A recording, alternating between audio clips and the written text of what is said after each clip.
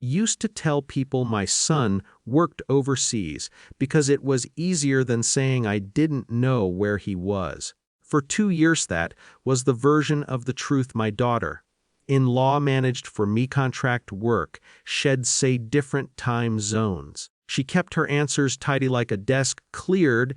At the end of the day I learned not to ask follow up. Asking made her tired and her tiredness felt like something I was responsible for. So I let absence become routine. The morning at the market wasn't meant to carry weight was comparing tomatoes, arguing mildly with a vendor I'd known for decades. When a delivery driver stopped behind me, he said my name carefully like he was stepping over something fragile. "Are you his father?"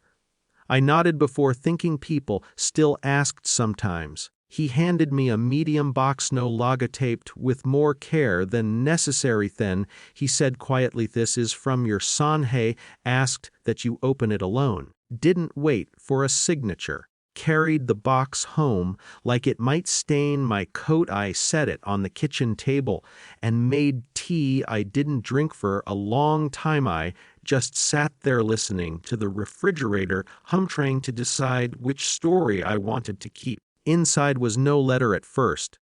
Just document copies folded thin, a visitation denial and intake form with my son's name printed in a typeface too official to argue with a facility address as I recognized only because it once driven past it on a highway assuming it was a warehouse. The bottom was a small recorder.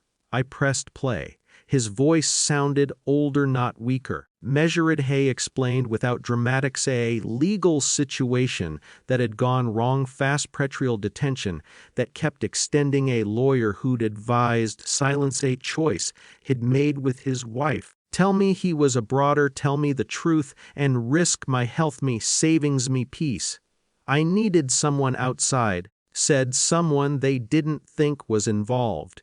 He didn't ask me to do anything, just told me where he was. Sat with that longer than I sat with the shock. The anger came latter, and it wasn't sharp, it was structural, had been edited out of my own family under the guise of protection.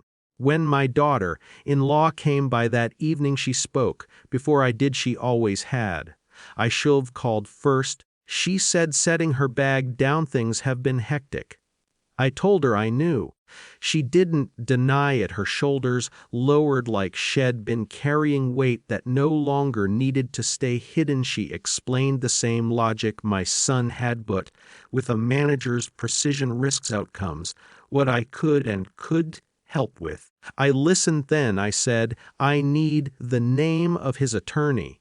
She hesitated just long enough to confirm what I'd already learned. She had been the gate, I had been the weather outside, inconvenient and unpredictable. Power didn't shift all at once, it rarely does. It accumulated. Next week was phone calls, forms, a visit to a government building that smelled like old paper and disinfectant. Didn't raise my voicey. I didn't accuse. I showed up with documents already organized, questions already written. Unmistakable moment came on a Thursday.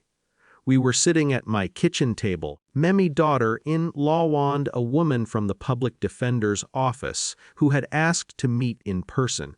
She placed her badge on the table before she sat down, not aggressively, just visibly. "There's been a miscommunication about next of kin involvement," she said, looking at Menot at my daughter-in-law. "That's being corrected today." My daughter-in-law went very still, not angry, displaced. Authority in the room wasn't loud. It was procedural access, granted calls, scheduled a visitation review, expedited, the kind of power that doesn't care how careful your lies were.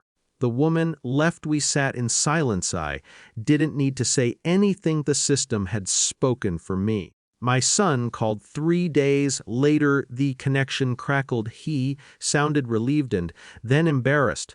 "I didn't want you to find out like this," he said.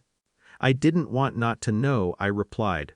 That was the closest we came to an argument. Nothing resolved cleanly after that. There was no dramatic reunion. His case moved slowly the way cases do. Me daughter in law, and I learned a new narrower way of speaking. Less management, more honesty. Sometimes that meant discomfort, sometimes it meant quiet cooperation. Still go to the market on Saturdays. People still ask about my son. No, I say Hayes dealing with something difficult. It's not a victory, Len, it's just accurate. What I gained wasn't control over anyone else. It was the end of being handled gently into ignorance. The truth didn't warm me, but it stood still long enough for me to stand beside it.